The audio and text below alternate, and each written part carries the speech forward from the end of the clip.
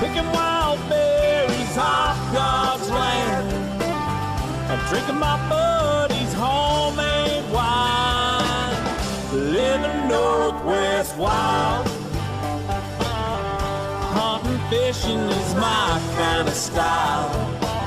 I float the Ritchie when it gets hot. I'm proud I own the things that I've got.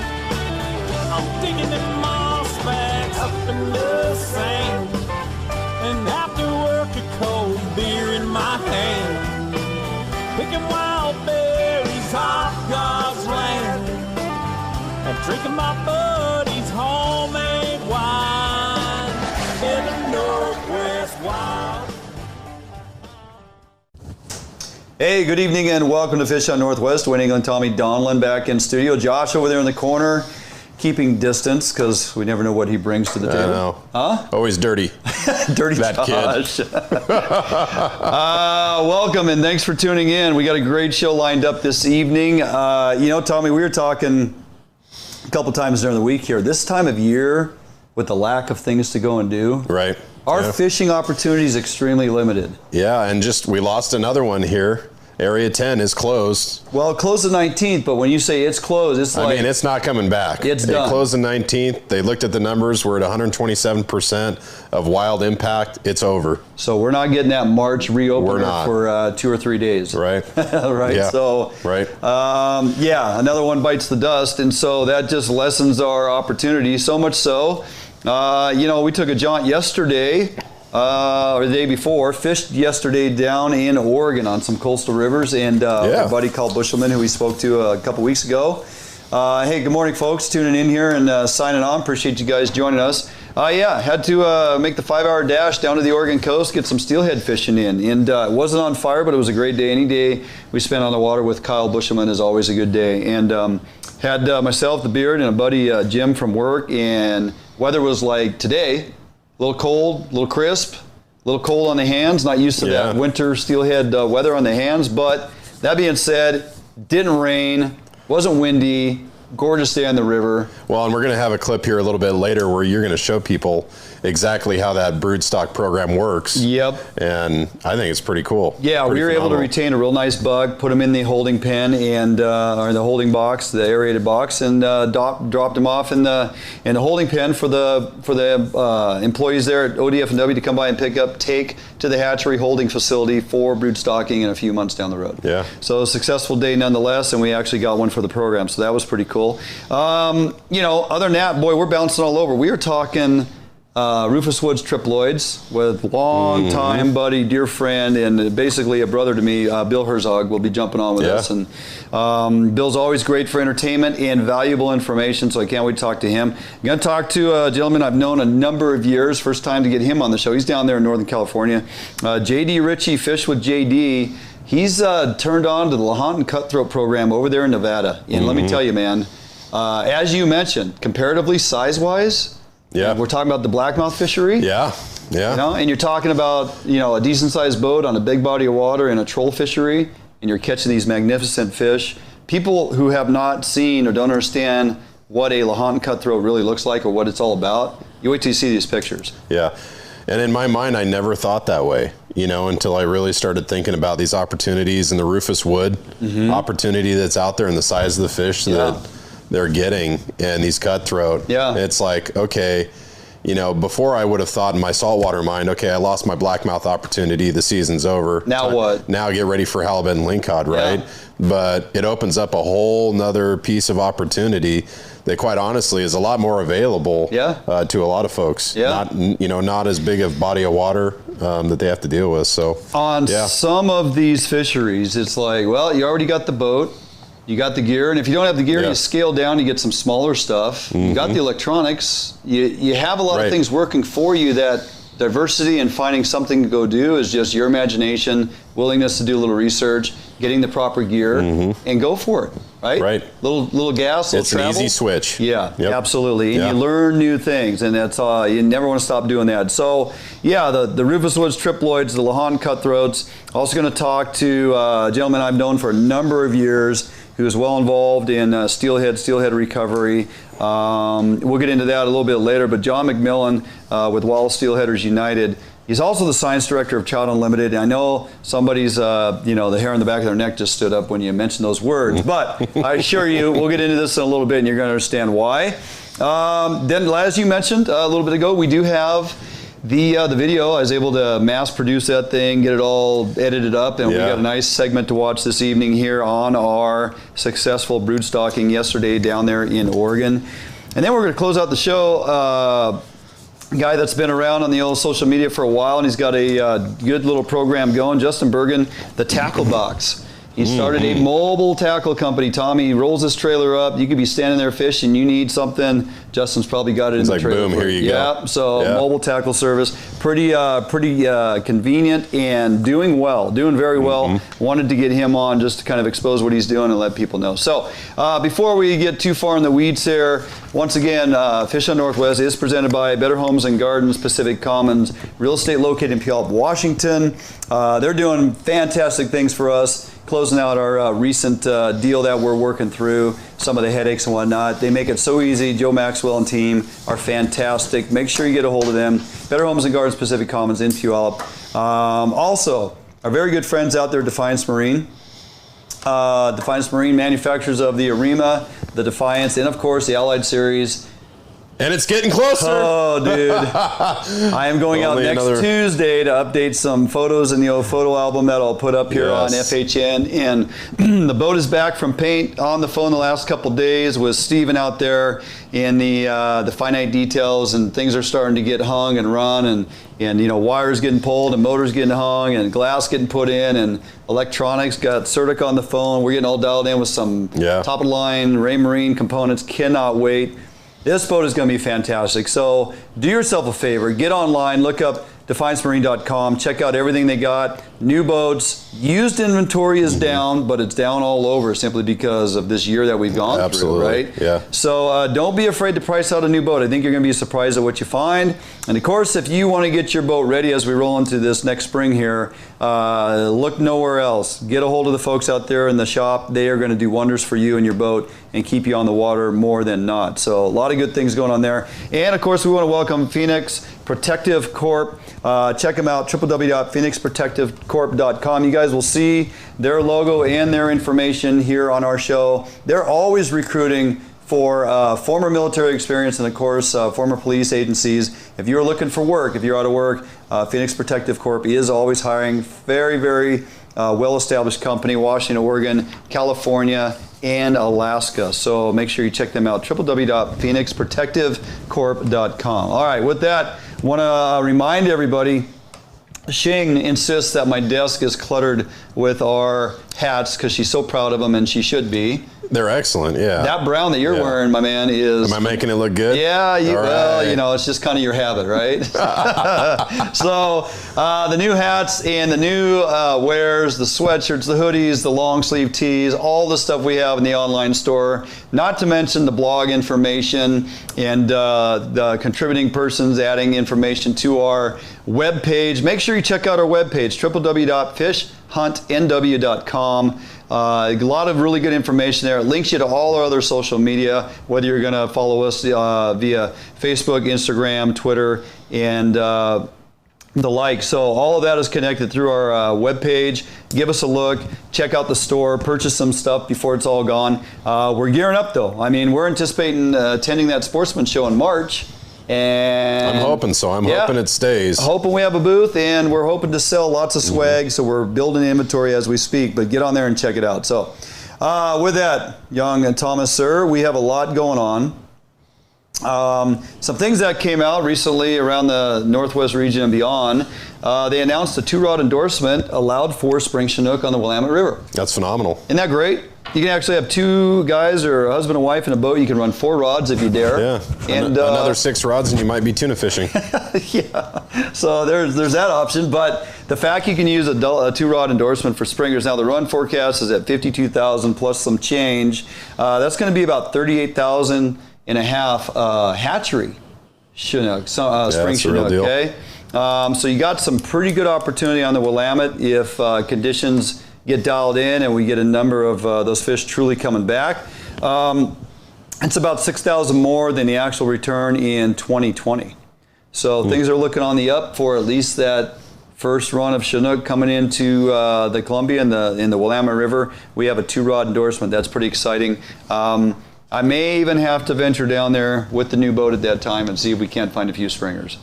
Yeah, we got to buy that out-of-state license, but you know what? It's well worth it sometimes. You find them and then I'll come down. Yeah. You like to take a Springer home to you bet. That'd be great. Absolutely. Okay, a few other things going on that are worth note. Hey, Tommy, sounds like an environmental group hopes to forcibly. This is actually, you know how we like to cover lawsuits, right? Yeah. I mean, because they are getting slung at agencies left and right nowadays. Everybody's got a lawyer in their back pocket, apparently. So, an environmental group hopes to forcibly introduce grizzly bears into the Cascade Mountains. What do you know? Yeah. And you know what I really like is the acronym of the organization. It is CBD. CBD. Center for Biological Diversity. So that's kind of a buzz phrase nowadays. You know, diversity is obviously something some lean on heavier than others, but in the animal kingdom, it's apparently important to have biological diversity. Right. I mean, yes. You are standing in a field and you are an observer and you say, yep, all right, I've just made a note, we have far too many mallards flying, we need to introduce more widgeon. Yes. I'm going to write up a proposal, I'm going to get a grant, and we're going to actually flood this area with some widgeon. Right. So, I haven't seen a roadrunner around here in eastern Washington. So, let's make sure we bring him to the east side. I get it. Yeah. We're looking, you know, towards the scientists to find equal balance in nature, right? Look at apparently it's working for the wolves. Yeah. Now we want to forcefully reintroduce grizzly bears to the Cascades. Yeah. I like your pickup on the fact that the Center for Biological Diversity's acronym is CBD, a calming, if you will. You know, the grizzly bears are going to help the situation. Going to help the situation. It's going to calm the masses. Well, my favorite part is, you know, we're not the only ones targeted for grizzly bear reintroduction or introduction.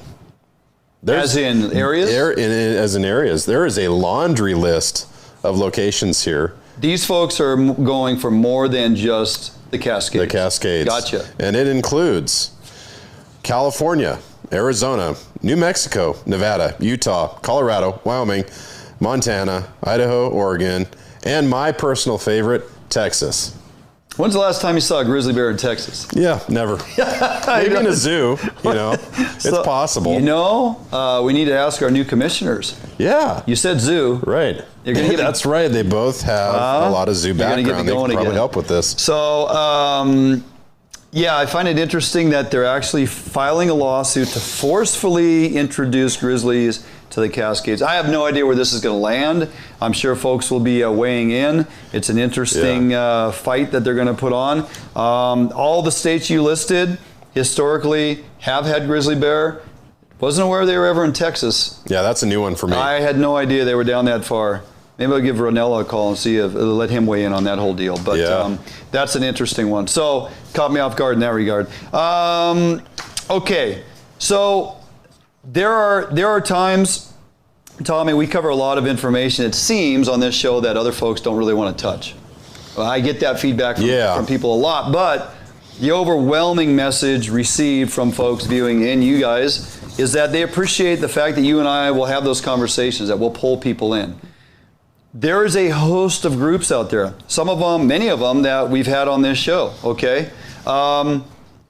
We've had representatives of these organizations sitting right here in studio, and or we've interviewed them via phone, okay? There are a lot of conservation groups out there all vying for different pieces of the puzzle. Mm-hmm. I would like to think collectively all these fishing groups, for example, are really working hard at the betterment of our fisheries and to bring back, you know, bonus amounts of fish, that recreational fishing, and albeit if, you know, commercial harvest has to have their piece of the pie for the mass populations that they support, that's not going away. We get that, right? Don't get me going down the road of alternative gear methods and all that stuff. That's a different story. But the fact is we have multiple user groups. Everybody wants a piece of their pie. Right. These user groups have different folks vying for their affection, vying for their attention. Mm-hmm. Would you agree? Yeah. So when you hear us talk about Puget Sound Anglers, Coastal Conservation Association, the Northwest Sports Fishing, and if we throw out the acronyms PSA, CCA, NSIA, CNW, Conservation Northwest, Trout Unlimited, TU, Wild Steelheaders United, who we're talking with John, is actually the science director for Trout Unlimited tonight. Some people go, what? I cannot believe you're having them on your show. Right. You and I talk about this. Look, it serves us no purpose to simply talk to a couple of the groups that we align our ideals with, right, and go, man, these guys are knocking it out of the park. We definitely want to have them on the show. Yeah. To me, that seems biased and unfair. There's a lot of groups doing a lot of really good things. You and I don't always agree with everything they're doing. Most of the time we don't. And that's okay. Yeah. It doesn't mean we're not going to talk to them, though, because I would rather you and I pose the questions for them to answer. So the viewers tuning in can hear exactly what it is they're working towards, what their agenda is, what their goals are. Right. And if they're like way over here and recreational communities going this way, we probably got some issues. Yeah. Now the caution that I would give, I mean, this is a great subject because, like you said, we're not aligned. These groups are not aligned in terms of how they want to bring back the level of production in our hatchery fish, right? Correct. They're all over the place. They're all over the place. The word of caution is this, that, we are going to have these groups on the show from time to time, and these are typically well-polished individuals, okay?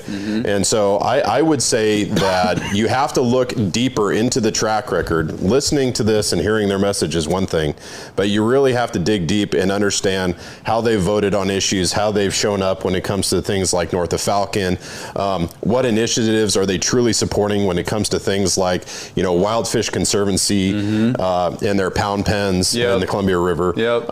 So, we scratch the surface here, but you really have to do your own digging and your own research to verify. Yeah, something as simple as who's funding them. Right. Who's their big contributors? Yep. Do they really stand for fish recovery? Are they trying to completely eliminate, commercial fishing industry entirely? Do they really support hatchery production or don't they? Again, we're willing to have those conversations on certain topics. And tonight with John, who I've known for a long time, very smart man, very, very astute and accomplished scientist, written many articles, intriguing in some of the work that he does in swimming with the fish and snorkeling and all the research. But when people hear he's with Trout Unlimited and they are trying to shut down all hatcheries and he's with Steelheaders United. All those groups are exactly the same. They all have the same MO. Well, you can throw the blanket statement out there because you heard it from buddies at work, or as you just pointed out, you can do your research. You're going to see there's subtle differences amongst these groups. And the key takeaway is to recognize a lot of them have different agendas. They really do. And which is frustrating because when you sit where you and I sit, and we sit here and go, why is it so damn hard for us to get anything accomplished? Yeah. It's because these large groups and these organizations that recreational anglers are happy to donate money to, happy to go to auctions and support, happy to be there for them when they're trying to push things through legislation. That's great. You're supporting them. These folks over here have an entirely different agenda, and they pull a percentage of our group, and they get their support. And then this group and you know what I mean? So it creates. You want to talk about diversity? Yeah, and the other thing is trying to. I'm an engineer by trade. Okay, so I am fact and data driven. Yes, you are. Trying to nail down the true facts from each of these different conservation organizations is extremely difficult. Right. Anybody can do a study, right? Right. Well, who's managing that other agency that decided that this study, envelopes and describes the state of hatchery reform? Okay, well, that's a good question, right? That gets into that whole HSRG discussion as well. And so that's where I'm coming to you guys saying, look, you really got to do the research and understand what's on the surface. There's more than meets the eye. Well, and so once again, just reminding everybody in this conversation, you and I have, lately, because there's lack of things to do, and we're looking for worthy content to put on the show that helps educate people, and go down this road about what we're, willing to talk about is, again, we host these interviews and we ask the questions and we try to get the information out trying to be non-biased and just simply let them state their platform and try to unwrap what's truly going on out there. And again, we may not always agree with what it is they're doing. It doesn't mean we're not going to have them on the show. Yep. That's what makes good content. Fair and balanced. Absolutely. Don't say it. All right, that's a good stopping point. Yeah, we are. We are going to jump out for a quick break. When we come back, longtime friend, very good buddy, and I'm hoping he answers the phone. Typically he does. Bill Herzog is going to join us. There is a fever of activity over there at Rufus Woods, and for good reason. There's a lot of fish. There's a lot of big fish. And if you've never eaten a triploid rainbow, you're missing out. Bill's going to tell us not only how to get it done, but how good the fishing actually is. We'll tap into his nugget as soon as we come back after this break right here at Fish Hunt Northwest.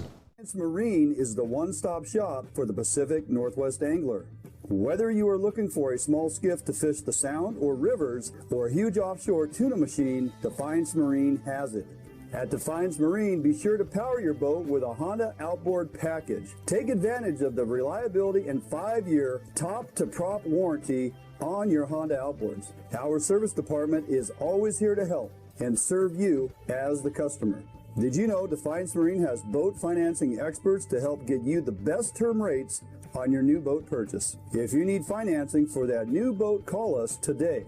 We guarantee the best price, best service on a repower for your current boat. Defiance Marine is a Honda Premier dealership and one of the largest on the West Coast. Defiance Marine also carries all the gear that you will need. Everything from auxiliary kicker motors to fishing tackle and bait. Defiance Marine has certified technicians that are top-notch at their job. Some of the best in the Pacific Northwest at evaluating your boat issues and problems. Stop in today or give us a call for all your needs at Defiance Marine.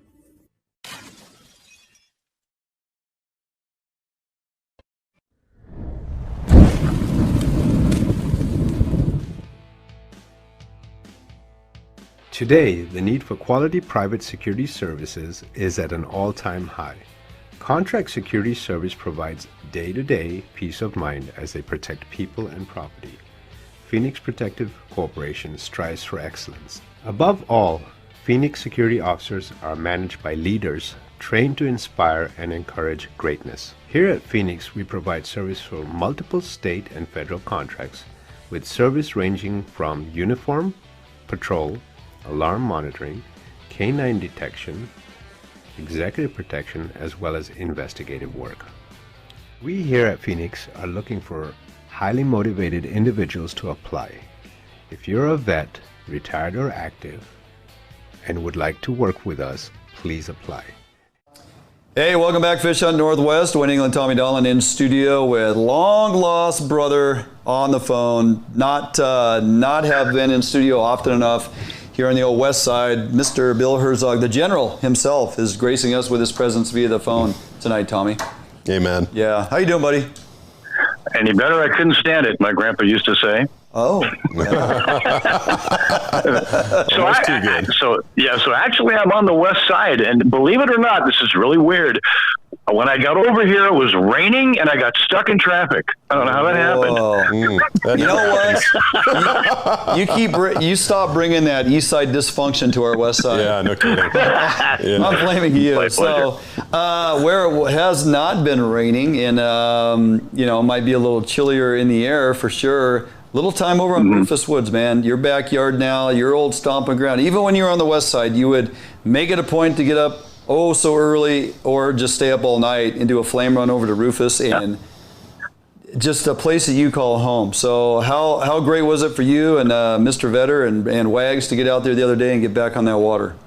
Well, it was really neat, but I was a little hesitant because Brad had told me, he goes, for some reason, he goes, this place is absolutely blown up here in the last couple of weeks. I guess it's been getting a little bit too much advertising, I guess.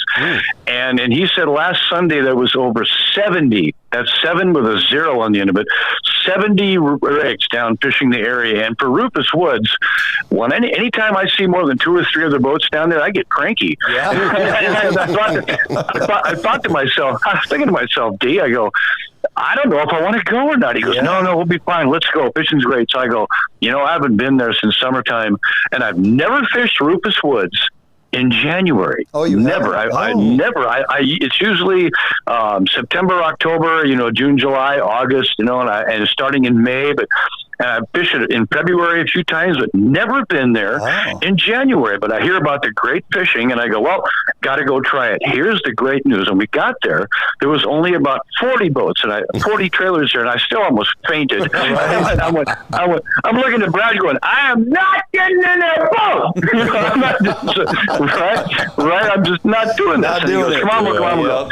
And here's the good news. Most of the people there are newbies, have never been there. They don't know where to go. They're just kind of all over the place doing whatever. Yeah. Now, someone like me who's been there quite a few times over many years, I know the sneaky little spots to go into, and that's what we did. We got into our little spot, and we did pretty well, and the fish were nice size and big, and I did get one that was just a little over 13 pounds, which was really cool. And we got a couple others around between 8 and 10, and we got a nice limit of fish. And it really wasn't bad because most people were pretty spread out. So it wasn't bad at all. But it was at the boat launch, though, I almost got back in the car and came back. It was real close. Yeah. Mm-hmm. Yeah. Well, it sounds like it was definitely worth it. So you were able to get out and away from a few folks, and you didn't feel like you were fishing the Zooey 10. When Rufus turns into Zooey 10, we're in trouble. Or the good old Elliott Bay fishery, rod tip to rod tip. Yep. Get that couple day opener, right? Yep. Everybody comes in their mother-in-law. So let's talk a little technique points. First of all, let's break down some rules referencing Rufus Woods for folks that don't really know the game, albeit whether you're using artificials or bait. Kind of remind everybody what the rules are in that engagement. If you're using artificials, you can catch and release fish until you keep your two. As long as you have no bait, no scent, have at it. And that's why I like to use jigs. Mm-hmm. I started doing this a few years ago. I started throwing jigs out there, and they like bright colors. They like bright green, white, and you can stick it with around a quarter-ounce jig. They like a lot of movement, and you're fishing in current, and you're fishing fairly deep water, anything from 20 to 60 feet deep. So you want something that casts easy, gets down quick. These fish are right near the deck. And you want something you can move. When you move your rod tip, the jig makes a lot of movement and sinks fast. You don't want a slow sinking lure. You want something that sinks quick, but small movements will get bit there. And jigs are wonderful because you can get the small fish, air quotes, 5 to 6, 7 pounders you don't want.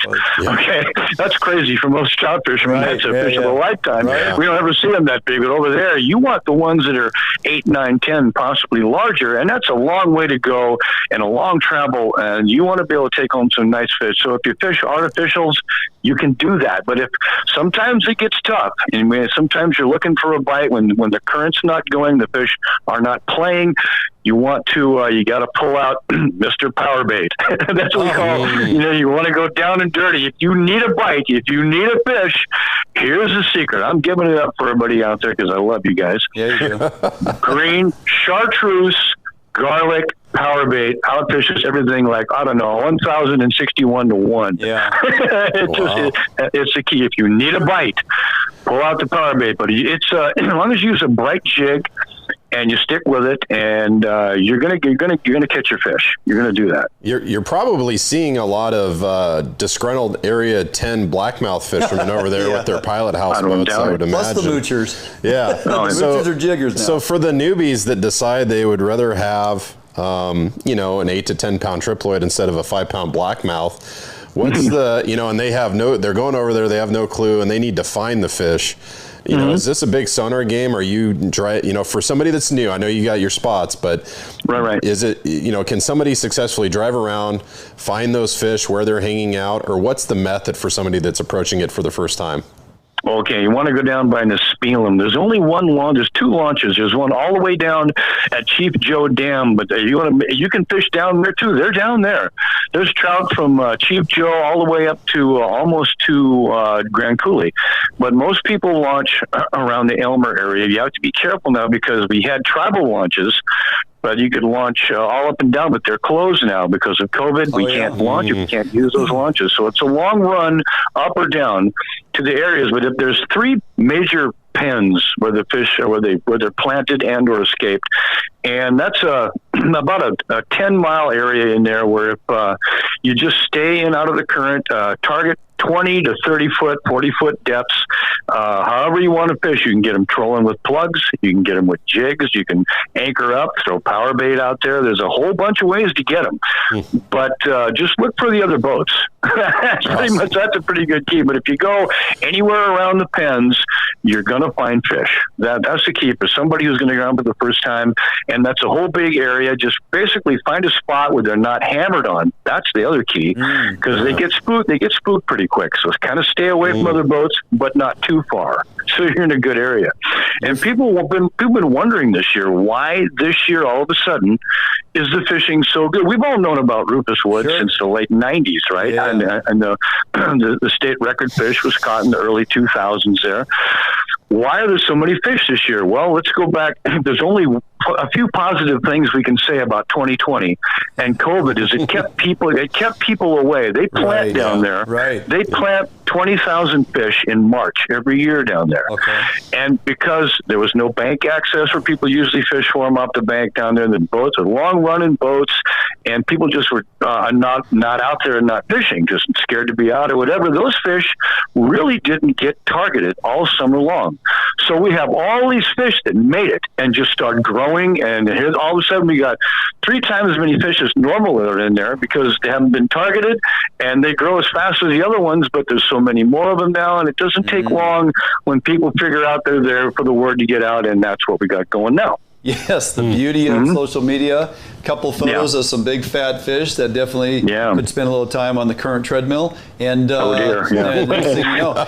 Hey, so speaking about a little bit of current, when they're dumping water at various dams and you get increase in flows and whatnot, you're talking about jigs. How heavy a jigs should folks use? And are you better off using mono? Should you be using braid? Should you use braid in the top shot of mono? What's the go-to on the jigging?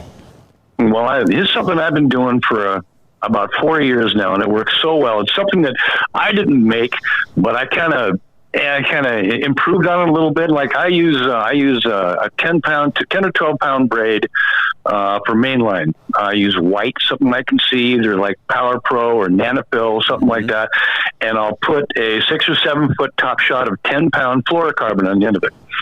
And just tie the jig right to that. And what that does is, as you well know, if that fish just breathes on it, you can feel them, and you can get an immediate hook set. Right.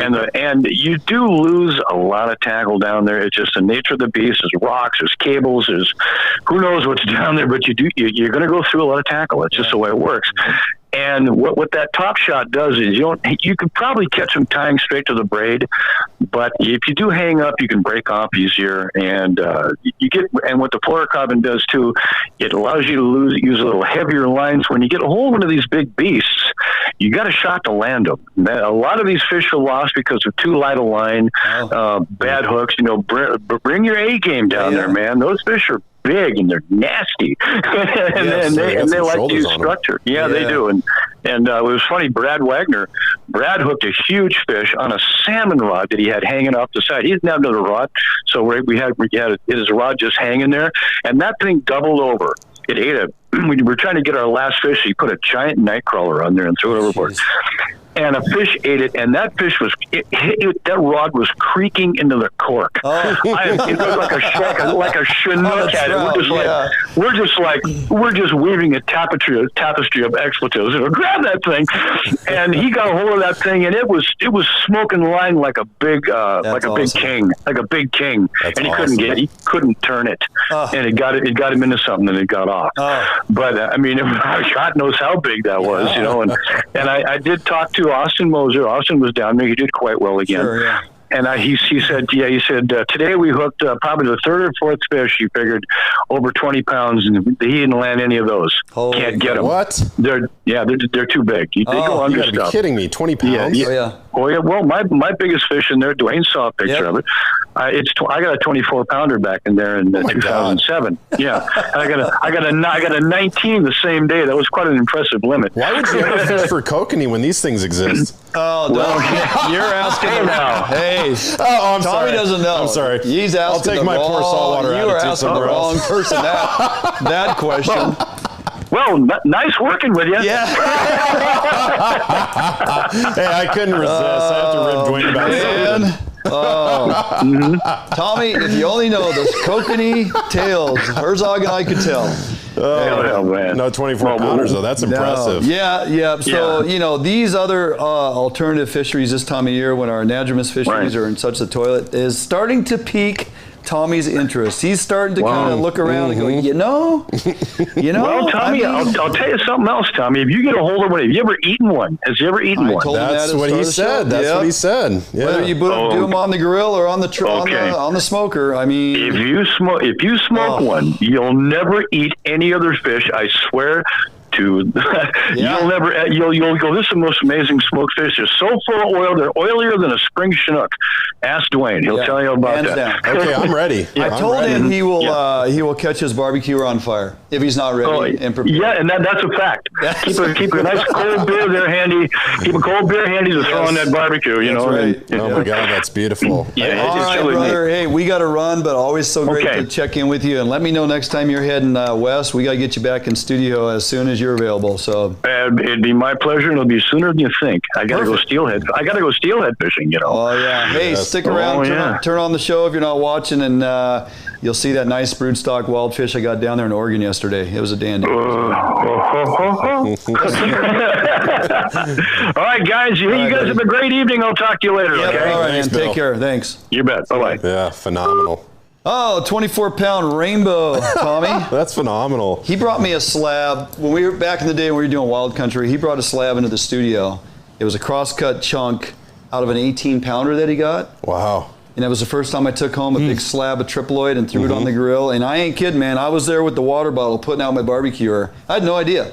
And then the way it flaked apart, and Sherry literally, first word she uttered was, "Oh my gosh, this is better than Springer." I mean, it's amazing. They are... And that's all from that high content krill oil in their food source. Yeah, they feed them those krill pellets. Yeah. And that's an entire video of its own, just the farming of these fish and how they do it. Now, we're not even going to go down that road. I said fish farm, and now the thing's going to blow up here. Yeah, but way to go, Dwayne. I know. Totally different environment, different scenario, different. Don't confuse the two. But I got a question. Would your new jig that Jordan is now tying up, would that do well over there? So some of those jig patterns that he ties in a 3/8 ounce or even up to a 1/2 ounce if you're going to fish a little deeper water and the current's kind of moving because they're moving a lot of water. Yeah, certain colors and some of those jig patterns he ties with a paddle tail worm on them. What about Dwayne's fanny pack? I don't know if that one would work or not, but we're going to delve into that shortly later after. All right, okay. We are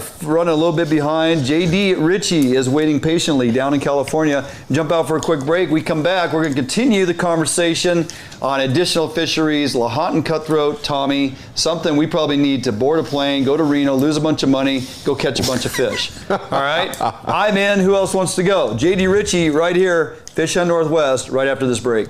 An outdoor emporium, is the largest local outfitter in the Northwest since 1975, providing thousands of people affordable outdoor gear. This summer, make your next outdoor adventure more affordable by shopping at our warehouse-style pricing. We are a local Scotty dealer, offering sales, service, and repair. Located in Fife and Seattle, come visit us today. The outdoors await you.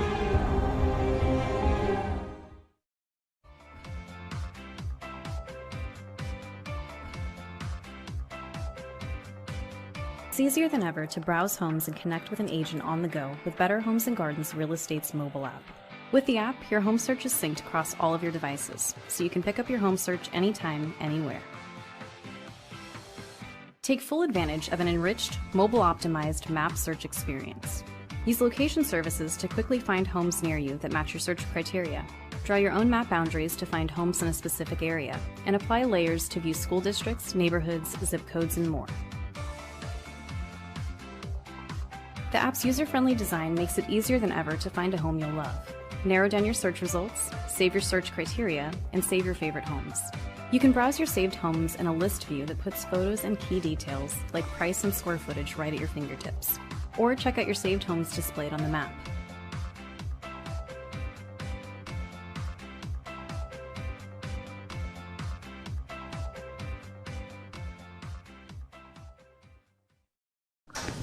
Hey, welcome back, Fish Hunt Northwest in studio here this evening. Great conversation with Bill Herzog.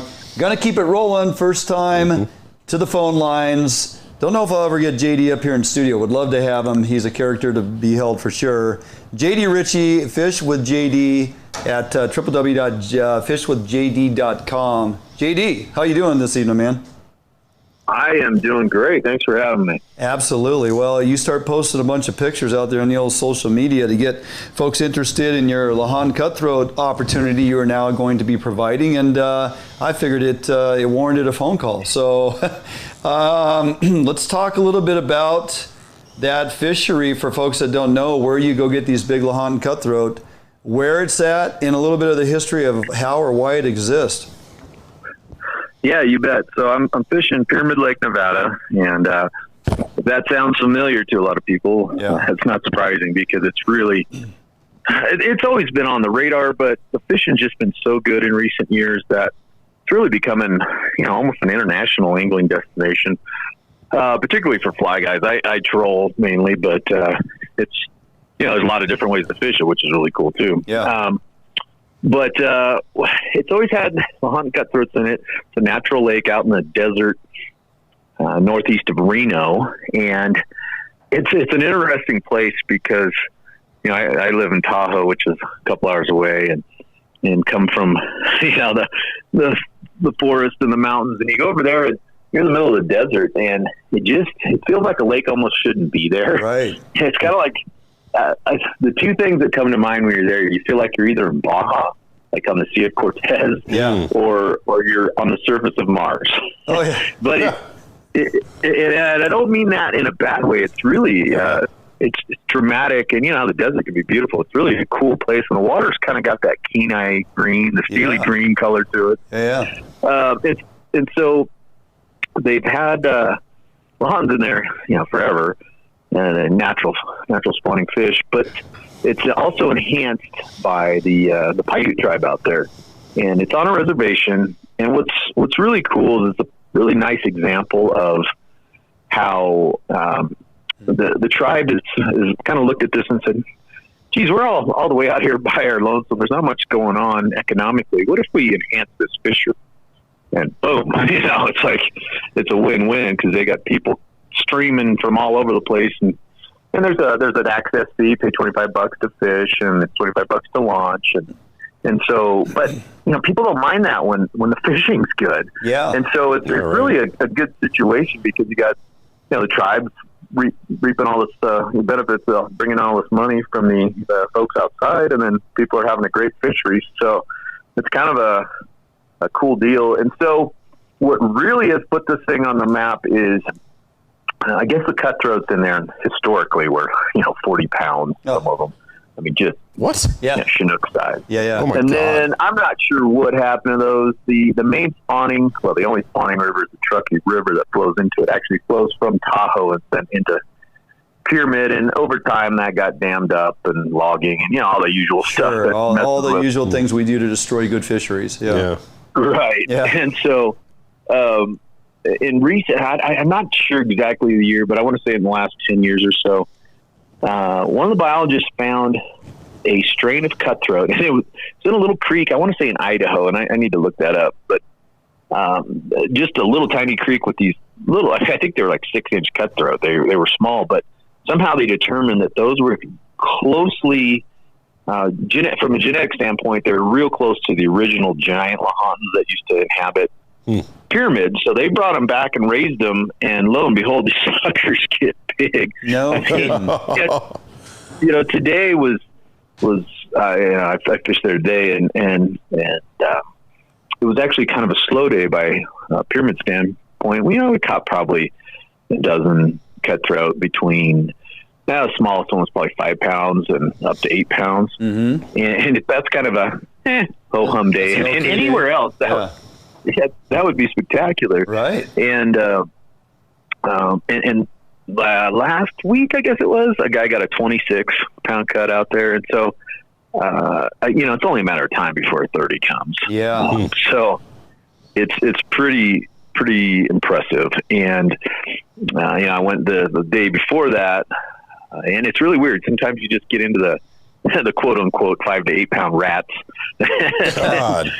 Some days like the day I was there before that, a few days ago, I think we got 4 over 10, Wow. So, Yeah. So it's an impressive fishery for sure. So there's no predators then in this lake? Or very few? Not besides the 2-legged ones, no. Okay. And what's interesting, they've got a very forward-thinking management program there too, as far as the limits. You can keep two fish a day there, and I strongly encourage everybody to release them. And it's one of those things. It's not that hard of a sell to say, hey guys, if we keep these fish, this fishery isn't as good as it is. And it's totally legal to keep fish there, but and I occasionally I'm going to have somebody who wants to take one home, but there's a slot limit, so you can keep one, and it's fork length, so between 17 and 20 inches. Mm-hmm. Actually, you can keep 2 a day, so you can keep 2 of those, and then total bag limits too. So you can keep 2 of those or 1 of those and 1 over 24 inches. Oh, so they kind of identified the Yeah, I was going to say you could in fact take that trophy one home if you get that 24-pounder and go, you know what, I'm gonna keep this, and you have the right to do so. To Tommy's credit, there is no predator, so the ability of those fish to go up the Truckee, spawn, and return and continue living, I mean, it's just a recyclable resource. Plus, the tribe continues to release. You have any idea how many they are kicking out of the hatchery annually, and how do they acquire their fish for the hatchery? Do they get them in the river while they're migrating? Do they go out in the lake and catch them? What's their program? Yes and yes. Okay. They have a kind of a netting program, and then they also have a fish ladder at a dam low in the system on the Truckee. And and I don't know the numbers. I actually have the fishery manager for the tribe spooled up to be on my podcast coming up, so I'll get really to the bottom of all that. I'll tune in and listen to that. Do you know if people actually fish for those in river? Is there an opportunity there, or is it closed for them to migrate and spawn? Yeah, it's closed down low through the reservation, but I just heard from one of the longtime guys there yesterday that his buddy caught a 16 or 17 pounder up towards upstream towards Reno the other day. So those fish are getting through, and the Truckee gets like a lot of rivers. It actually gets smaller the further downriver you go, because it flows right through Reno, and so a lot of water gets sucked off there. And there's ag and all that stuff. There's a lot of little dams along the way that are diversion dams for water. And And I was surprised to hear that this guy got that big one up in Reno, but apparently last year they fixed all those dams so there's passage. So that's going to be really cool, because what they want to do is get them all the way back up towards Tahoe again. Because just think about back in the day when the thing was free-flowing from Tahoe to Pyramid, which is, I'm not sure. It's a couple-hour drive, so it's just a fair stretch. But back in the day, I guess it was like a Chinook run. I mean, you got these cutthroat up to 30, 40 pounds running up the creek in the spring. That would have been a spectacle. Wouldn't that be something to see? That's nuts to think about. That would be crazy. That. Yeah. Which gets me back to my my idea. Sorry to interrupt, but no worries. My idea has been my next guide service, if I can figure it out, is drift boat time machine. There you go. I like it. Get you Wouldn't that back. be cool? Yeah. Oh, yeah. Heck yeah, man. Go do things that we can only talk about with the old timers. So before we got to cut this over, let's talk a little technique. You said you troll for them. Guys do fly fish for them. Let's talk a little bit of troll technique. Is this a flatline fishery, downrigger fishery? How deep are these fish? And what's the go-to presentation? Yeah, it depends on the time of year, but this time of year the water temp's like 45, so they're pretty shallow. So we've just been flatline at Lamiglas, like 3.5s and 4.0s, which is cool. And they pump it just like a king does when they bite it. It's pretty sweet. That's pretty awesome. As the summer, you can only fish into the early summer, and then they close it for the middle of summer. But as the water gets warmer, they get deeper, and so you troll downriggers and lineman lures and big flat fish. I mean, some guys troll T60s in there. Oh, no kidding. Yeah, and then the fly guys, it's interesting. When the water's warmer, they all fish on ladders. I don't know if you've ever kind of Googled or looked up pyramid, you see these guys stand on ladders. It's so they can get out a little further to the ledge. Get out because a lot of the little drop-offs are a little out of casting range for those guys. So they stand out on ladders, and some of them are pretty pimped out. They got a chair on there with, But this time of year, some of the guys are stripping, but a lot of them are fishing. They're bobber fishing. They've got an indicator and a little balance leech, and they flop it out there, and they just sit there and watch it. And any way that you catch fish that's legal and fun for you, I got no problem with it. Yeah, no kidding. But I look at that and go, I guess it comes from my river. Like, I have no problem. I love throwing an indicator in a river because you're watching it's moving. But here you're just throwing it out, and it's literally just bobbing in the waves, doing. How crazy is that? So and then I think we were talking to some fly guys as we were trolling past them today, and watching their bobbers, and I was thinking, God, we're in kind of a lull here, and it's taken a while for us to troll between bites. And you think, we're constantly moving. It must be just painful sometimes to be sitting there all day waiting for that thing to go down. Waiting for the fish to come to you versus you out finding them, right? So there might not be a cutthroat within 700 yards of you. No kidding. Yeah. But they catch a lot of them, so it's really good. I think you probably have piqued some folks' interest, and I told Tommy going into the break, hey, sounds like a great trip to me. We'll go down to Reno, lose a bunch of money, and hook up with JD, go catch some fish. So for sure. It's about 45 minutes outside of Reno, right? Not even that. It's about 20 minutes outside of Reno. Oh, geez, even better. Piece of cake. All right, where can folks get a hold of you, check out what you got going on, book some trips with you, and hopefully we send some folks out of the Northwest down to visit you? Yeah, you bet. You can always get a hold of me on the web at fishwithjd.com and all the social media stuff that everybody does these days. It's Fish with JD at all of those things, all Facebook, those and Instagram. Okay. So that's the best way, and there's some fresh cutthroat pics on that stuff these days. Yeah. Beautiful. Fantastic. Well, hey, man, appreciate you taking the time, and great to finally catch up again. It's been a couple years since we spoke, so it's nice to have you on the show. Yeah, thanks a lot for having me, guys. Thanks. You bet. Have a great evening. Have a good one. Talk to you soon. Yeah, you too. All right, bye. We can skip the gambling, by the way. That's not my game. Yeah, me either. I don't like giving my money away. Yeah. Work too hard for it, right? Exactly. Let's go down there and go fishing. Amen. Might have a couple drinks in the bar. Well, yeah, that's fine. Maybe taking a show. Yeah, I'll do the penny slots just so I can get free drinks. How about that? You big spender, you. Oh, man, sounds like a party. Check out what JD's got going on all his social media, as he mentioned. And once you get a hold of them cutthroat pictures, you will probably be calling him up. All right, run a little behind schedule as we do each and every week. Tommy, so we're going to jump out for a quick break. John Mcmillan, Wild Steelheaders United, and of course, Science Director for Trout Unlimited. Interesting steelhead conversation coming up, scientific point of view, and truly what's going on with, is broodstock a thing? Hatchery programs going by the wayside, or is there still room? Is it all about wild fish all the time? I mean, there's a lot of confusion out there. We're going to get John's perspective in all the hats that he wears. We come back from this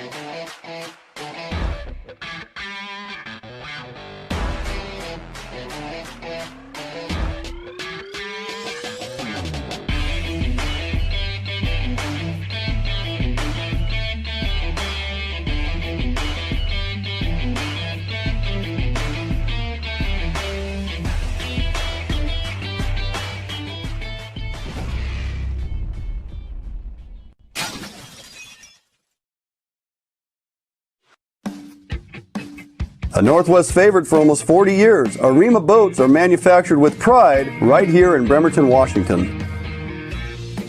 Arima Boats offers all of our boats with Honda outboard packages so that you can take full advantage of the reliability and 5-year top-to-prop warranty from your Honda outboard.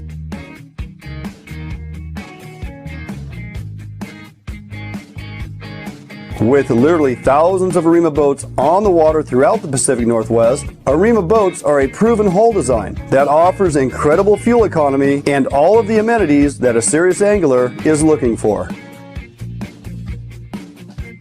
All Arima boats are built without any structural wood materials. That is why we back our boats with a lifetime warranty. All of our Arima boats are designed to maximize deck space while also providing ample seating. Contact us today at Arima Boats for all your boating needs and let us help you get out on the water.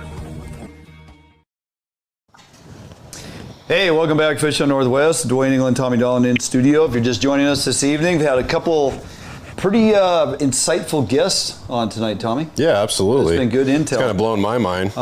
There's bigger fish out there that don't actually reside here in the Northwest, west side of the state. Right. So, speaking of which, some fish that do, however, and are on the minds of many as of late, and many discussions happening around.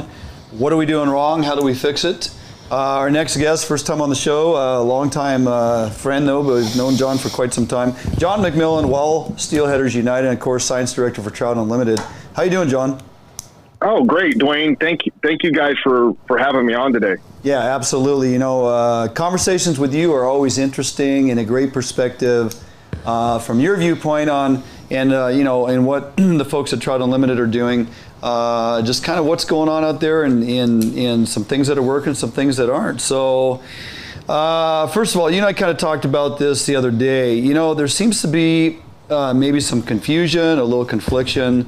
I find it interesting when, and Tommy and I kind of opened the show with this discussion, all these different various groups out there, some of the wild steelhead supportive groups, some of the conservation groups, and all the different agendas that each one brings to the table, looking for support, looking for people to, you know, take a look at what they're doing and believe that it's the right direction to go. Right. You know as well as anybody, in certain conversations, certain persons, certain groups, you say Trout Unlimited or even Steelheaders United, and people kind of turn their lip up because they're like, oh, they're just like Wild Fish Conservancy. Totally. Yeah, is there anything that you can say or want to say to try and convince folks otherwise that, you know, all these wild steelhead groups that are recognized don't have the same agenda, don't stand for the same exact ideals? Yeah, I think it's a good point, Dwayne, and I appreciate the chance to talk about it. And I think I've been pretty consistent in my approach, you know, since we've known each other, and most of my advocacy work has been the same, you know, when I've had to get involved. And I think at TU, we take an approach that it shouldn't be all or nothing, one way or the other. And I think from our perspective, you know, if we're going to ask people to make a compromise, we're going to be willing to make a compromise ourselves. And I do work for a group that's called Wild Steelheaders United, and I love wild steelhead, probably like all the listeners do too, you know. I mean, but I also understand, and I grew up catching a lot of hatchery steelhead, and I know that there are many rivers across the West Coast that either no longer have the habitat to support, you know, wild steelhead, or the populations have just been so depleted they're unlikely to ever recover. And so I guess I look across the West Coast, and, you know, I fish most of the major steelhead rivers, you know, in Oregon, Washington, Idaho, and BC. I haven't fished as many in California, but when I look across this West, I think that I would like to implement what we call kind of a portfolio approach, which is, you know, we have some rivers, Cowlitz comes to mind, but there's a lot of other ones. We talked about the Salmon River and the Queets as one example, but there are places where we have hatcheries that, you know, we're completely supportive of that. And we think that, you know, on the other hand, we have our rivers that are in really good shape, kind of like our most valuable investment, whatever you consider most valuable, you know what I mean, to you personally. And those are the places that we want to make sure that we keep all wild so that we can kind of use them as our controls into the future. So within that context, over the past couple of years, Trout Unlimited's been heavily involved in the Quicksilver project, that WFW put together in the Sound. And as part of that concept, what we did was say, look, we think it's great if a river like the Skagit and the Saukar Wild, because they have really some of the best remaining habitat and the strongest wild runs. But at the same time, on the Skykomish, the Chambers Creek program seems to be working relatively well compared to the others. And then let's maybe choose another stream and experiment with the Broodstock program. And so I think that's how we're kind of approaching things now. And the goal is that provides people of all stripes with the opportunities that they enjoy. So, John, as we approach north of Falcon this year and we look at the hatchery production over the last 30 years, and, I'm really focused in on the salmon hatchery production, but the same goes for steelhead. And we watched this steady decline over the last 30 years. And it's, it's a point of contention for not just the folks that are hitting the rivers, but also those that are out on the salt, fishing in the ocean or in the Sound or in the Strait of Juan de Fuca here in Washington. But there really is a major point of contention around HSRGs. And You've got really a couple different camps there. Some view HSRGs as a huge hindrance, to WFW. I'm in that group, by the way. And then, Northwest Indian Fisheries Commission has also sent letters to the governor, clearly indicating that HSRGs are not working. They should just be, they're an ad hoc advisory group. They really shouldn't get their hands too deep into how we control our hatcheries. And as our hatchery production spirals out of control, what is really the plan, Trout Unlimited's plan, on how to work with the co-managers and that HSRG? Well, and I would say I think Trout Unlimited, we've generally supported the HSRG, and there's and I want to step back and provide a reason that we think the HSRG has been important, and that's because when an ESA listing or a determination is made, it's based on the wild fish. So NIMS, who's the National Marine Fisheries Service that kind of has federal authority over these ESA listed fish. So what happens is if you have a lot of hatchery fish, but very few wild fish, your population can still be listed as threatened or endangered, right? And so that is in and of itself kind of the challenge. And that's pretty well, I think that, I guess it's hard to explain on the phone. I'd like to draw a diagram, but here's the gist of it is that NIMS right now, based on what they're doing, hatchery fish count as part of the ESA, and they'll allow hatchery fish to move you from the endangered threshold up to the threatened threshold. And that's kind of what happened in places like the Wenatchee and the Methau with their summer steelhead. Those broodstock programs have elevated the abundance to levels that it's gotten it off the endangered list and up to the threatened list. But NIMS seems highly unlikely to allow you to move a fish from threatened to delisted based on hatchery fish. So in other words, if we want to have fisheries under federal law, we also have to have strong populations of wild fish in that same ESU. And I think that's where the policy versus kind of how a lot of us may different opinion comes into play, because if you just plant a bunch of hatchery fish and they end up replacing the wild fish, then your population could be shifted from threatened to endangered. You could have more restrictions on the fishery and more restrictions on land use practices, which is why I'm always just trying to remind people that, where I live on the OP, the best thing is to avoid an ESA listing, right? Because then you end up in that very rigorous but dense tangle of federal rules that make things really difficult. Yeah, that's a good point. So kind of a good segue too, John. Let's focus in on, let's kind of dial it down onto any particular system. And if we're to introduce a broodstock program, taking fish from recognized genetics or genetic strain wild fish that we want to help boost or bolster the numbers of those fish returning. And so it's kind of a fine line we walk in that it's a recognized type of hatchery program, and there's different ways they're doing it. But if we're utilizing broodstock programs within those given tributaries or main stems to bring back those wild numbers, does that help us moving towards the future, let's say we continue to see gains and bringing those numbers up, though it's a struggle, even with the broodstock, people shouldn't have a misunderstanding that it's a cure-all and that's the answer to absolutely bring these fish back. Look, the numbers may come back, but it may be a slow progress.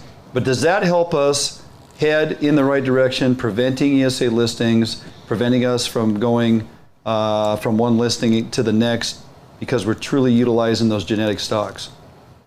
So that's a great question, Dwayne. And, you know, I think I've told you before, generally, I've been more supportive of broodstock programs than I have these segregated programs we typically run, right? Kind of where you take one fish population and spread them all over.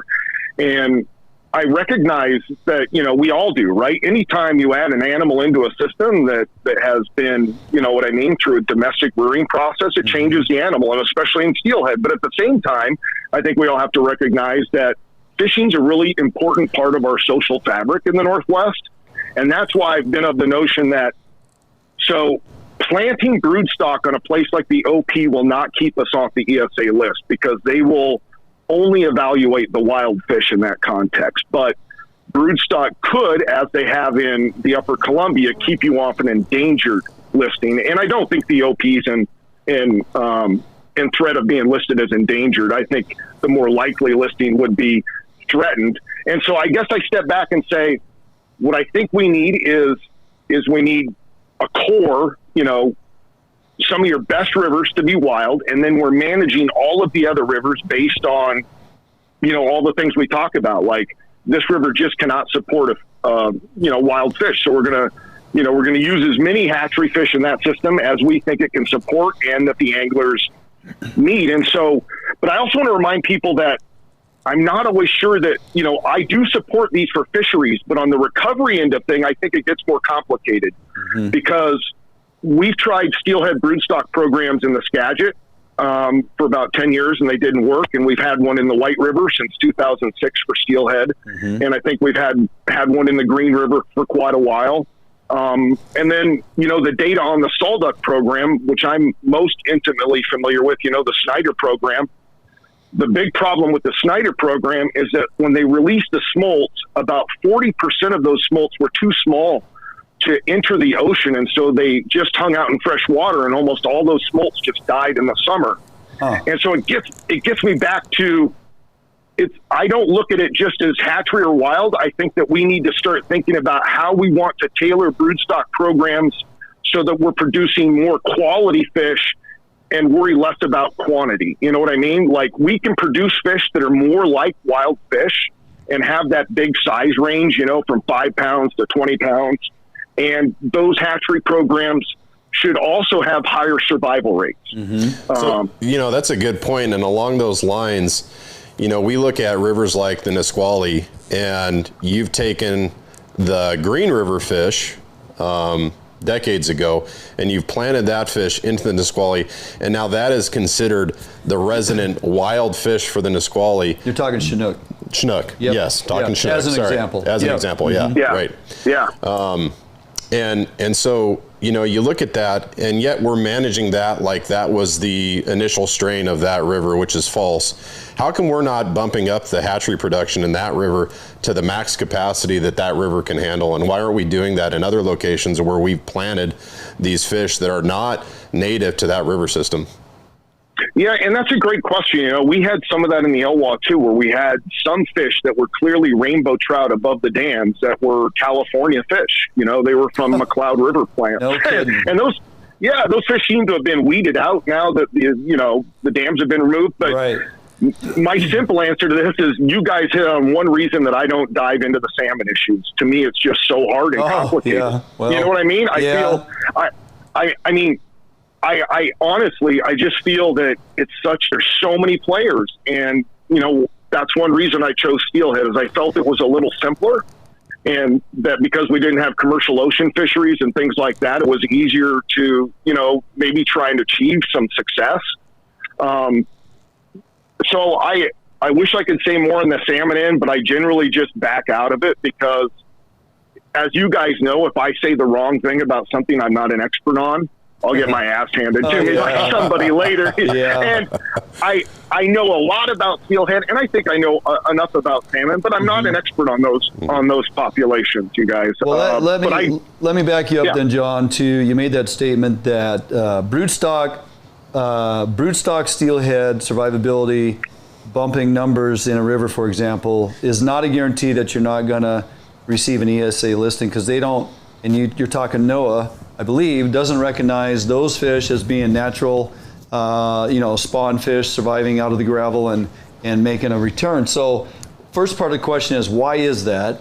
Second part would be, what is your answer to those that would say, well, broodstocking works, and you're comparable when you hear biologists say, well, ocean conditions weigh in a lot, or this condition weighs in a lot, and yet the river down the street that's run by, for example, in a tribal hatchery broodstock program, and they have an abundance of these nice sized mid-teener to 20-pound, hatchery produced, broodstock reared steelhead coming back to this river, and it's a handful of miles down the road from another river that's ran by the state, and they cannot get a fish to come back to save their life. So kind of a two-part question. One, how come we don't recognize the broodstock, right, as recovered or helping? And how is it that some of these tribal hatcheries are so successful, getting upwards of 3 to 5% return on some of their years, and the state level type of programs just can't make it happen?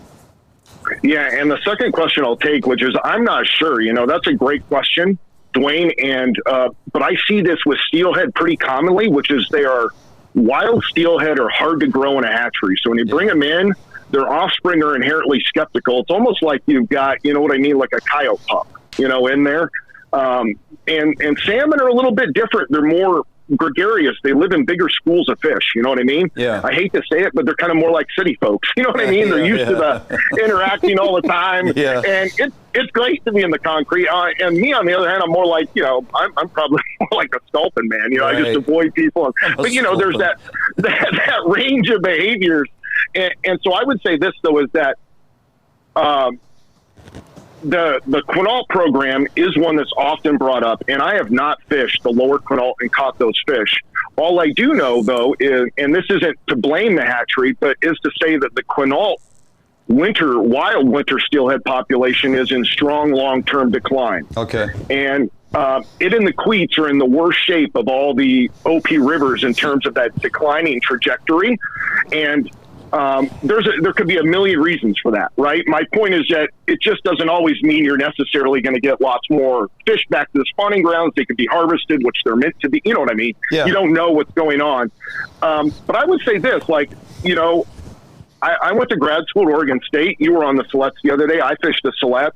Those fish that I caught down there look a lot better than any of the Chambers Creek fish I ever got up here. They fought way better, and that's the same with almost every broodstock fish I've caught. So I prefer them also from an angling perspective. You know what I mean? Yeah. But I go back to, I think that the reason that we often struggle with hatcheries is because our tendency from an industrial America, and I hate to say this because I'm part of it, is to produce quantity at the expense of quality, right? Sure. Yep. And so I go back to this. We don't want Walmart steelhead. And I love Ford trucks like that. You know what I mean? I want the new Bronco. Yeah. But would you have a Ford or Ferrari on the end of your rod, right? The fish that you hook. And so I go to what Barry Bergekian did, who's a nymph scientist in Hood Canal, is he took wild fish, spawned them all to get as much diversity, right? Reared those fish at really low densities, and provided, and those fish had a pretty good survival rate. But the thing was that they produced a more diverse group of returning adults and smolts. And the more diversity we can get out of our hatchery fish, the better they'll survive. Because one of the reasons they have such great swings from poor to good survival is that most hatchery fish, when you release them, they only have about a week or two to get out to the ocean. Wild fish might send smolts out to the ocean over a 3 to 4 month period. And what we see is that in any given year, it's not necessarily how many smolts or where you enter, it's when you enter, right? So you might enter during a 2-week period of really good upwelling. And I like to say this, it's like you step into the ball game and you've had that pitcher who's pitched a great game for 8 innings, and then somebody pulls him, and the closer's not very good, right? And then you step up to bat and you get a homer. It's kind of contact. You know, some fish hit home runs because they hit the right window, and so the hatchery fish don't have all that diversity to be flexible. You know what I mean? And so that's one of the things is we keep breeding the same fish. They kind of just narrow the diversity down and down, sculpt it more and more to a finer point until there's very little left. So I always like to say that I think we need more diversity in our hatchery programs and focus on quality of fish rather than quantity. And I think that, to me, would probably provide us more consistent returns. It means you wouldn't have the year when you get 20,000 fish, but I would take 1,000 fish every year over, you know, those runs where you can't fish for 5 years and then you have 10,000 for one. Yeah, agreed. Well, so much more to talk about in the realm of hatchery versus, brood stocking programs versus wild fish. There's definitely a lot of opinions on this. We always appreciate you taking the time to expound on yours and some of the programs that you're working on with Trout Unlimited Indoor, you know, through Steelheaders United. There is some good stuff happening. There is obviously confliction with some of the programs, there's no doubt, and I know and appreciate the fact you're willing to admit that there is that and you recognize that. So appreciate you being on the show, John. Always a pleasure. Would like to have you back a few weeks down the road because I really want to talk about your involvement in the dam removal on the Elwha and the success of that program and the fish that you guys are seeing coming back. It's pretty exciting stuff. Yeah, and that'll give us a chance to talk more about the hatchery issue. And look, I don't expect everybody to believe me. They should always do their own research, right? I have an opinion that is mine, and but I really appreciate you guys. You know, it's great to have these conversations. Yeah, absolutely. Yeah, it has been great. Thank you. All right, John, have a great evening. We'll stay in touch, man. Bye, guys. Okay, see ya. All right, well, there you go, Tommy. 3 back-to-back phone conversations. Man, I tell you what, I kind of like those shows where we have a conversation, we do something in the lab, we watch a video, have a recipe. I'm losing my voice tonight. The conversations this week to try and line this stuff up and try to look at diversity in some of these conversations was an exhausting week. I'm not going to lie. There's a lot to choose from, but it's trying to find things that are interesting. And I feel like these 3 conversations we just had, I have found very interesting. Yeah, right? absolutely. So with that, we get to give our voices and our pipes a little break. We're going to jump out for a quick break. We come back. You're going to enjoy, I hope, the day we spent down there on the coast of Oregon yesterday.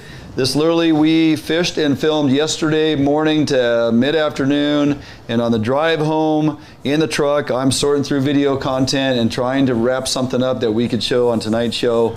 And you did it. And we did it, right? So pulled it off, less than a 24-hour turnaround from coast of Oregon to viewing pleasure this evening in your living room. We're gonna jump out for a quick break. We come back, fishing the Oregon coast, winter steelhead with our buddy Kyle Bushelman, Willamette Valley Outfitters, and adding fish to the Broodstock program. Pretty interesting day. Don't go anywhere. You're definitely going to learn something. We'll be back after this break right here at Fish Hunt Northwest.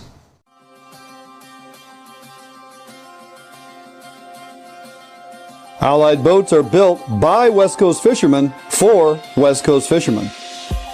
Deep V 21-degree dead rise at the transom guarantees a smooth ride no matter the conditions. Allied offers all of our boats with Honda outboard packages so that you can take full advantage of the reliability and 5-year top-to-prop warranty from your Honda outboard. Allied boats range from 19 to 32 foot in length, so no matter what type of heavy gauge boat you are looking for, we have it for you.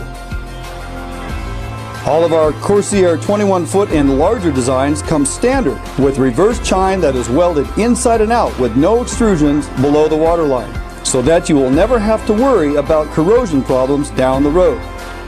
Get out on the water today in a boat that you can trust and enjoy with Allied Boats. Contact us at Allied Boats today to learn much more about our incredible fishing machines. New days, new beginnings. New friends, new loves, new dreams, new goals, new scenery, new job. No matter what the next chapter holds, Better Homes and Gardens Real Estate will be there to help you find the new that's right for your lifestyle at any stage of your life. Better Homes and Gardens Real Estate. Expect better.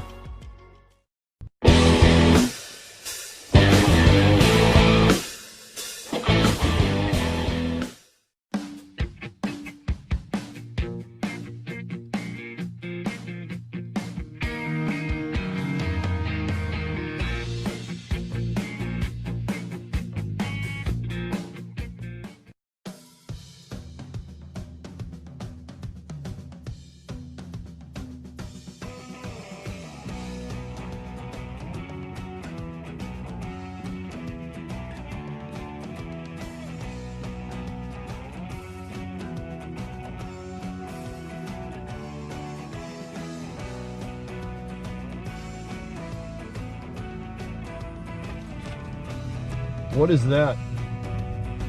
Gas station biscuits and gravy. Let me see. Doesn't get any better than that. Oh yeah, look at that. Don't get it in your beard. You guys are gonna force us to stop along the shoreline at some point. I'm just saying. Okay.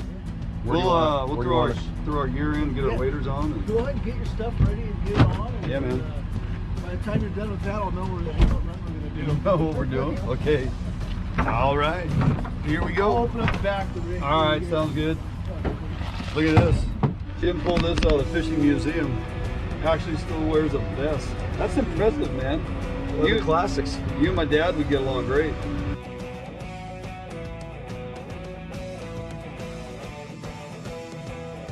Oh man, not used to the winter steelhead cold on the hands. No. All right. You feeling that, Jordan? We're getting snow Sunday, Monday. I saw that on the weather this morning, yeah.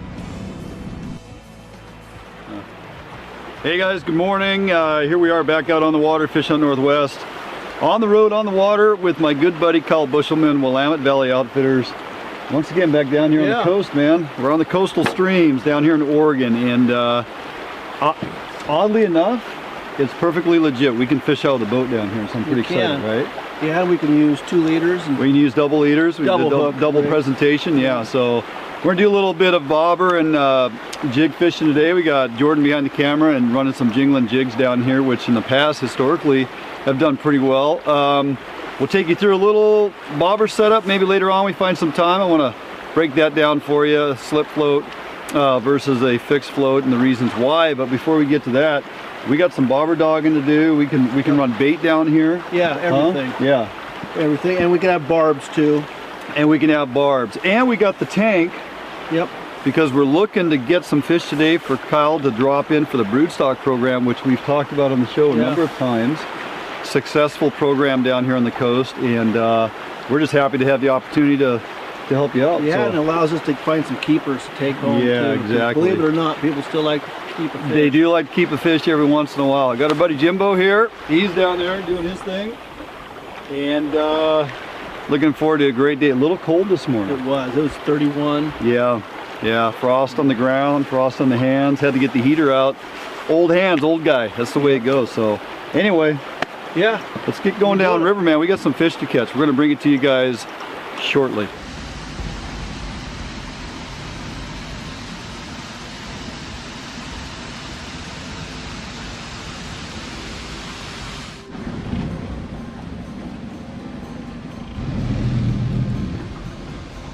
And go.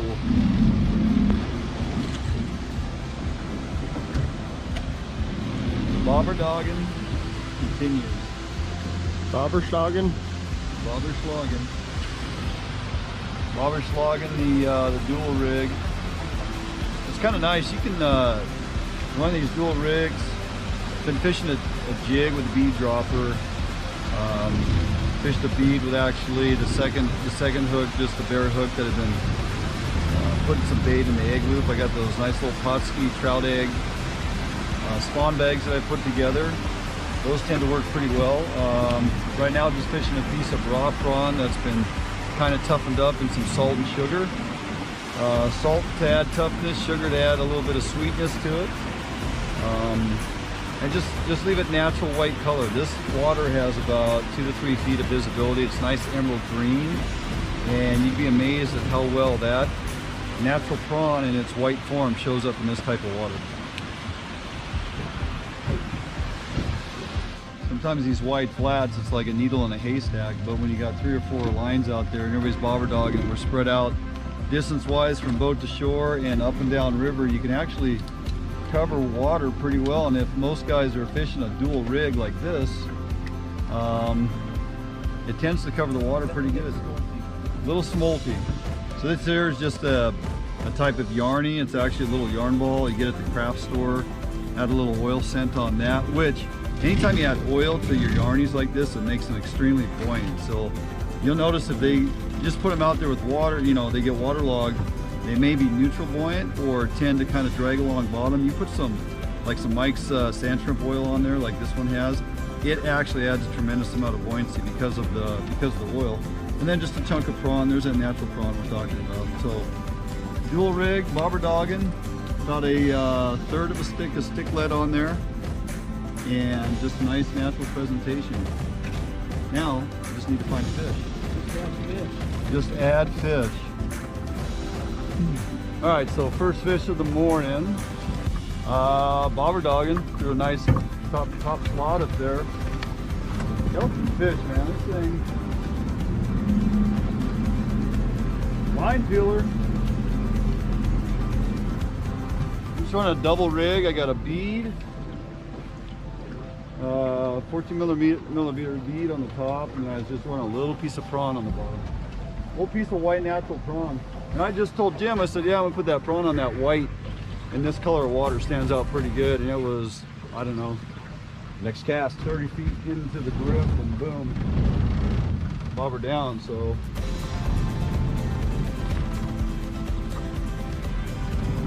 another motor. So a little pressure on him here.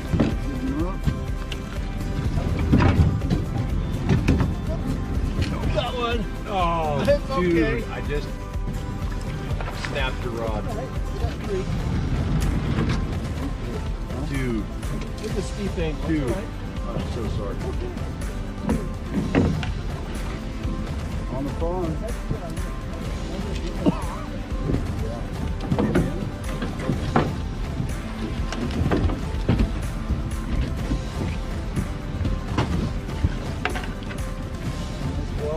Really nice fish for the brood program. It's got a little color, which means it's going to be, we don't have to let it sit in the hatchery too long. So if we got a really chrome fish, a really fresh fish, it's not a good candidate because the amount of time you'd have to hold that fish in the hatchery is just too long. Yes. It can be hard on the fish. So you guys have a much higher survivability by picking fish that are slightly ripened up a bit, right? Here we're going to put it in the box, and we got aerator in there too. Yep. Now I'm going to let you look at that, but it sits here, and this thing will really liven up. So I'll shut the lid so it can't jump out, but when we go to put it in the box here in a little bit, you'll see it could be a chore. We'll use the net, and that's the other thing. This net that we're using for it, it's got a shallow bucket, right? So we can release the wild fish, and also it's easy transport in and out, because it wouldn't make a lot of sense for us to do all this work for our fish and then be rough with the mama and daddies, you know what I mean? What'd you tell me last week, the mortality rate, like 2%. 2%. So we had 80 fish. Yeah. And we only lost 2%. Now, that's because some of them might have been too bright, too long. Could have been transport too, because there's a learning curve with it. But like we discussed, I mean, 2% mortality.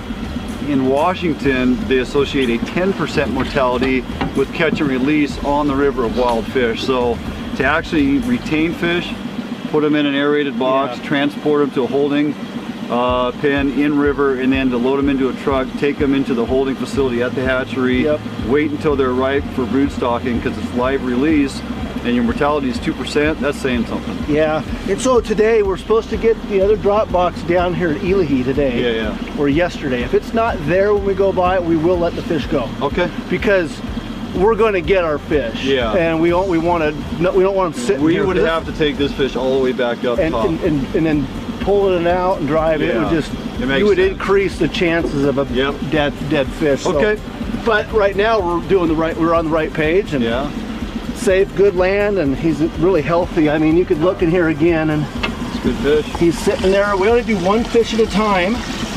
Early on, I think some of us got greedy and tried to do a couple at a time, and in there it just was too much. Gotcha. Water gets scummy. So right now we're looking good. All right. Well, let's we'll get loaded up.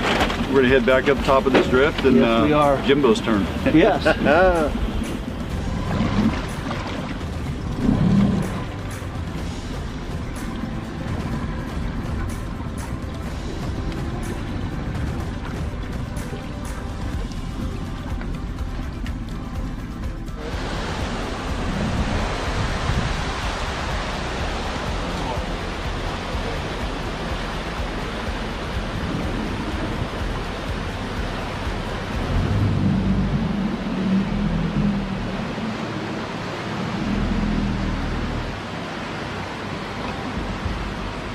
All right, so one thing I've been fishing today is a Jinglin Jig with a bead dropper, and it's not that you don't necessarily need to wait till you get to the river to tie your bead dropper onto your jig. You can have them all ready to go. I got an ink fishing board here. I got a variety of different jigs and contrasting bead colors, different sizes, 10 millimeters, 12 millimeters for the most part. And then different colors of jigs based on the water color today and the amount of visibility. This pink with the chartreuse head is an excellent choice, so I think I'll pull one of those out of here. And it has a small orange or tangerine bead all ready to go. And again, I'm going to tie this to my rig here in a second, but I tie that to the front part of the jig so that when this is hanging underneath my float off of the eye, it stays vertical. Okay, if we tie that to the back of this hook, especially if you're running bait on that drop or anything, in this case it's a light bead, so probably not a big issue, but anytime you drag something on the back into that hook, it can offset your jig and makes it hang vertical, and that's not what you want. We want our jigs fishing perpendicular. Okay, and so again, with the way these jigs are built, they're very durable, and you can easily secure that dropper bead right behind the head of that jig.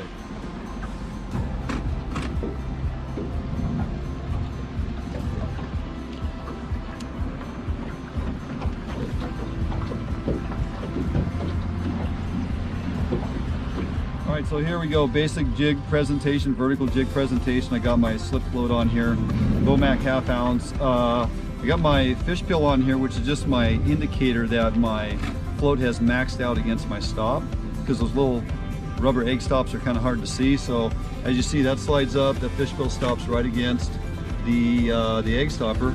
Okay, so ½ ounce, 1/8 ounce, 1/4 ounce inline sinker, 1/8 ounce jig. That in combination allows that float to ride the exact level that you want it to based on the color contrast here in your lines. Okay, so that's what we're looking for optimally. We want that float just to be right at that water line. And again, fishing that vertical presentation with a dropper, and this bead is tied to the front side of that jig so it doesn't offset it when it's hanging in the water column. We want it fishing perpendicular. Drops down about a 14-inch leader to that nice small 10 millimeter peach or tangerine color jig, bead, and in this water it's a great color. So we're going to throw this out there. Apparently that is the Jinglin Jig Dwan Fanny Pack, world renowned, and everybody wants one. Let's go. Got the tank in, right? Yep. I put this in a couple days ago. We got a fish that's going in the tank. We're going to try to get it in the tank. Because we just saw they don't always land in the tank, right? Right. It just is. So, how's he doing? He's doing pretty good. Sometimes you can hold him upside down. Settle down a little. So that fish has been in the tank for about a ½ hour, 45 minutes, and it's lively. It's not like sitting in that tank they get just, you know, real docile or anything. He's in that aerated water and breathing just fine. He's got all his strength back. I'm gonna take him, try to do one of these. Yeah, just kind of, this is gonna be quick. So right into the tank, if it all goes according to plan. There we go. Squeeze these in. Ah, nicely done. Well, we got him. They do a nice job on these tanks. You know, they're surrounded by floats. You can put your boat right up tight against it so you're not scratching up your boat on these metal tanks. And so they'll come here today and empty out any fish that are in the tank, right, Carl? What we do is we call them every day too, just to make sure.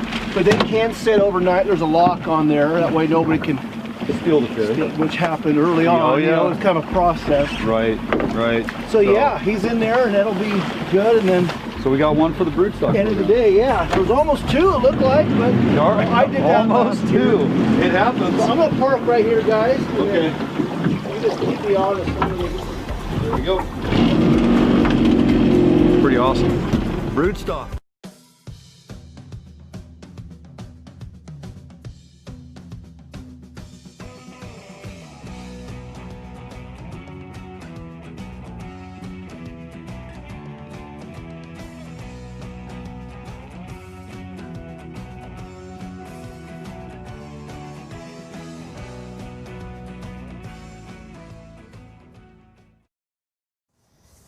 Hey, welcome back in studio. Hope you enjoyed that quick slam dunk of run down 5 hours, catch steelhead, put in tank, return home. Return. You did your part. Hey, we did our part. We added to the Broodstock program, and it was a great day to spend with Kyle and Jordan and Jim on the river, so we had a good time. All right, Justin Bergen has been waiting patiently as we are several minutes behind this evening, and we do apologize. We're going to jump out for a quick commercial break. Don't go anywhere. We'll have Justin on the show. We come back from break and delve into this business he has started from grassroots, the Tackle Box, mobile tackle service, when we come back after this break, right here at Fish on Northwest. Defines boats are built without any structural wood materials. That is why we back our boats with a lifetime warranty. All of our Defines boats come standard with large fish boxes that are fully insulated so that you can ice your fish properly all day. Defines boats feature a 21 to 22 degree dead rise at the transom and a large reverse chine for incredible handling and stability offshore. Defines boats are foam flotation filled and unsinkable for the ultimate in safety while fishing offshore. Defines boats feature fuel efficient hull designs with large fuel tank capacity so that you can have maximum fuel range for making long offshore runs completely safe and affordable. All Defines boats come standard with self-bailing decks for improved safety while at sea. Defines Boat offers all our boats with Honda outboard packages so that you can take full advantage of the reliability and 5-year top-to-prop warranty from your Honda outboard. Defines Boats for all your boating needs, and let us help you get out on the water.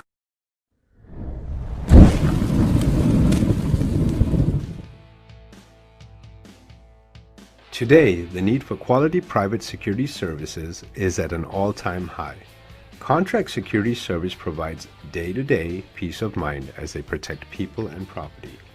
Phoenix Protective Corporation strives for excellence. Above all, Phoenix security officers are managed by leaders trained to inspire and encourage greatness. Here at Phoenix, we provide service for multiple state and federal contracts, with service ranging from uniform, patrol, alarm monitoring, canine detection, executive protection, as well as investigative work.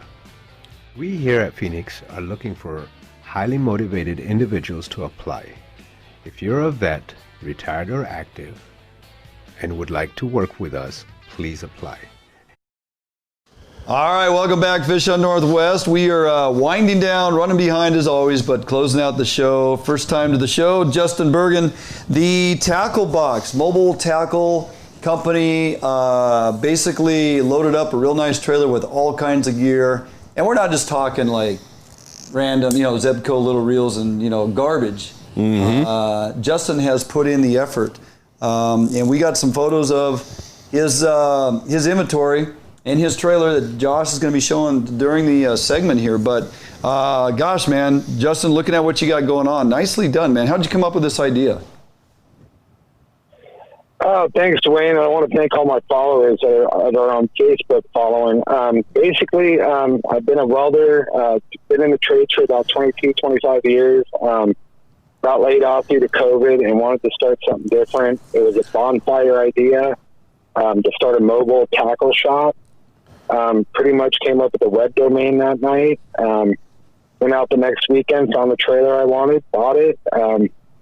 Bought the pegboard, got the pegboard up, started calling vendors, started getting product on board, and about a month and a half later, I was hitting the road, not having any idea of what I was doing. I've never done retail before in my life, but just went out there, started putting in the work, and it's slowly gaining traction and taking off. So. That's awesome. That's even, we just had a local squid fishery that concluded, and that is the same way that most of the squid jig makers do business. They're going from, peer to peer to peer, selling jigs on a mobile cart. Yeah. It's an awesome idea. Yeah. Bring it to the actual fishermen at the location. So I got to think something like a buoy 10 is high on your radar to stuff your trailer with ample amount of inventory and go park in a parking lot over there at buoy 10 somewhere and just have everything those guys and gals could need to get them through a couple of days of fishing. Well, that's pretty much it. I mean, with our fisheries changing weekly, sometimes daily, sometimes. We just had a sturgeon fishery that shut down after 9 days. My motto is getting fishermen the gear they need at the place that they need it. So I actually did go out to buoy 10 this last year. I didn't have very much inventory, and they wiped me out in about 3.5, 4 hours. Wow. And I've gone all the way out to the Hanford Reach, and just to kind of outreach and meet those guys out at the Reach. Unfortunately, I got kicked out because apparently it was Bureau of Land Management land. Oh yeah, we learned. Yeah, you learned. I've been out to Drano. I know the guys out at Drano absolutely loved me being out there. Sure. And lately, I've been hanging out in Woodland a lot. I'm getting a lot of my kokanee fishermen coming down from Merwin and Yale. Right. And I also get a lot of the steelhead guys pulling up and. Just to chase the fish around, and I'm actually out in Tillamook this weekend. I'm teaming up with Lingling's Tackle Box out here in Tillamook. We're going to be hitting a local river on Saturday and selling some gear and teaming up and doing that. So, how about any of the saltwater fisheries? Have you supported any of those yet? So my focus right now is all salmon, steelhead, and kokanee. And just see the size of my trailer is about packed right now. I actually don't have a lot of salmon gear right now. It's mostly focused towards steelhead, and kokanee is real busy right now. So kind of my focus right now, probably end of February, beginning of March, I'll start stacking it up full Springer gear and getting ready for that. That's awesome. Yeah. So do you already have the whole year of 2021 plan in terms of, okay, I know this fishery is going to pop off about this time. I got to order the gear for that fishery from these vendors, and then this is the next fishery. Do you have everything planned? Sure. I don't have next week planned. Man. Being honest, right on. Sure, that long pause. I've learned a lot this year. Don't order twitching jigs at the beginning of October because you won't get them till the middle of November. Right. Yeah. So I'm sitting on a lot of twitching jigs right now. Yep. But it's part of the process, man. You learn. And I'm grateful. I get to work with some big companies like Brad's and B&R. Yeah. But I've also got to work with some up-and-comers like Real Fatties Jigs just came on. North Fork Lures is taking over the Pacific Northwest. And I collaborate with these guys. We help build each other. We put our products out there. The Real Fatty Jigs, he came on last week and hung out with me all 3 days, sold over 200 products. Wow. That's awesome.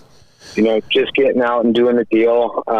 Guys like Real Time Northwest, Deadly Venom Tackle. I carry kokanee gear from Half Half, Paulina Peak, Deadly Venom. just all the best gear. I mean, I can go on. Dave's Tangle Free's on board, Pro Gear. You know, and it's been a process. A lot of these companies, I called in the beginning, and they kind of said, yeah, sure. And then as I've grown and they've watched me grow. Right. Yeah, and as they've watched me grow, you know, I've been able to build a relationship with them, and I you know, I'm all about supporting local. I keep my prices fair. I actually have an online store too that guys can order from. Right. And by what I mean by getting anglers the gear they need at the places they need it, it could even be on their couch. So, nice. What you know, one thing.